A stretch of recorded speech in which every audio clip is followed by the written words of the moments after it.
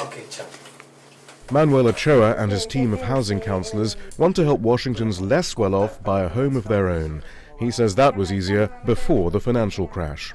So it's become a lot harder to get a mortgage, and a lot of the people that we work with who are working and don't have a lot of money find it hard to get a mortgage.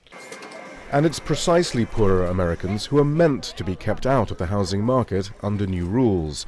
It was the fraudulent selling of mortgages to those who could not afford them and the selling on of those mortgages for huge profits by the lenders that inflated the property bubble and crashed the US economy. But property ownership remains important in the US. It is still the case that home ownership has proven and continues to prove to be the greatest pathway to financial stability in this country, to building equity and having wealth over your lifetime.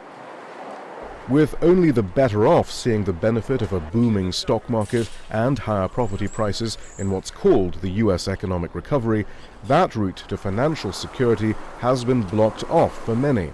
What about the mortgages that are For Dean Baker, the economy is too structured around home ownership, even if those being encouraged to buy shouldn't. A lot of people lose money buying houses, and particularly more moderate income people. I mean, there's research showing that the typical moderate income home buyer is in their home for less than 5 years. If you're in a home for less than 5 years, odds are you lost money on the deal. You would have been better off renting. So we aren't doing those people a favor to encourage them to become homeowners. I think it's great to have support for home ownership, but we have to recognize for a lot of people it may not make sense, and renting should be a way to live in a stable housing environment. The JP Morgan agreement is the latest attempt to reach a settlement for the misdeeds of bankers who made a fortune selling mortgages to those who simply couldn't afford them.